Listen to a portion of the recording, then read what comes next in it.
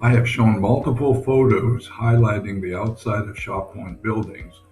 With this post and another one called Inside East Bay, I will be showing select photos taken of the interior of these homes. I'm starting with Shaw Point because these homes still are standing due to the preservation efforts of the three families who lived there and still live there to this day. The descendants of the Inches, the Andersons, and the Hewlings will be highlighted. This is the interior of the Inch cottage. The photo was taken in the late 40s or early 50s. Left to right are Mal Johnson, Betty Hewling, Herman Inch, and unknown. This was taken by Bill Hewlings in the living room area of the cottage.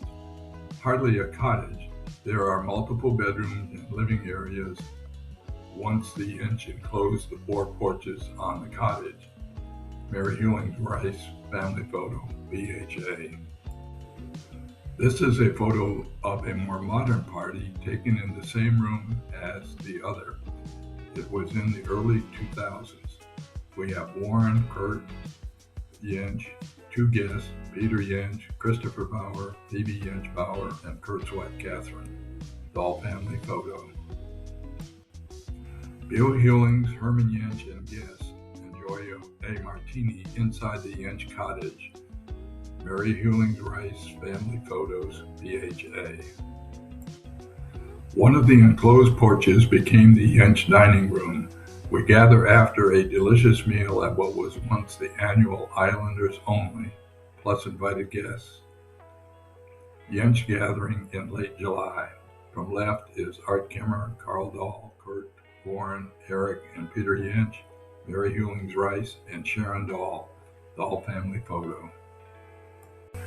Inside the lodge at Anderson's, Camp Stella.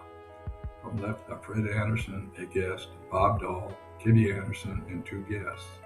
This was around 1963, before the renovation in early 2000. There was glass all along the south, east, and north walls. Lunch was the big meal of the day. The doorway to the right led into the kitchen. This photo is looking south and west. The all family photo, BHA. This photo shows the lodge after the remodel of early 2000s. The renovation basically kept the aesthetic beauty while giving the old building a major makeover. The old dining room table is there with the kitchen in the far background. Some of the other furnishings were added by the Kemmers and another of FC's granddaughter, Carol Anderson. The all family photo. Inside the Savona Memorial Cottage. Nothing much changed in the Savona Cottage over the years. The furnishings were changed, but the walls remained the same. One can see the hatch covers that were recovered from the 1905 sinking of the steamship Savona.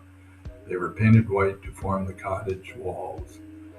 The rose mauling, Norwegian for rose painting, along the black board on the top was done almost 120 years ago. Mary Hewling Rice family photo, BHA. Carl, Sharon, and I spent a night in the Savona Memorial Cottage in October of 2001. The log wall is original, as well as the two-tone fireplace. To the right is a bedroom, and to the left a doorway leads to the kitchen. There is an attic which also served as a bedroom. We are about to sit down for dinner of freshly cooked lasagna. The all family photo. I will not be showing other interior photos of the Yenches, Andersons, or Hewlings, as they were mainly sleeping quarters. Inside the beach house at Hewlings. This is a photo from 70 plus years ago. Pictured are Martha in braids and Betty reading a story to the girls on the couch. I'm not sure about the identity of the two girls in the picture, but I am fairly sure that the one on the left is Mary. This is facing the north wall. Mary Hewling Rice family photos, BHA. A more current look into the beach house at Hewlings. There was usually a desk in the left corner. The doorway leads into a pantry/bedroom. At one time it was a post office. Mary Hewlings Rice family photo, VHA. The table is set for another marvelous meal in the Hewlings dining room. This room is just to the right of the kitchen, and both were part of the old Frank Shaw property. These are the oldest buildings still standing on Sand Island. The insert shows the original kitchen with the dining area to the left. The chimney juts out on the side of what was where the working folks ate and also was Hill's living room. The log cabin is now the kitchen with a dining room added on the right. The old dining room, living room was removed years ago.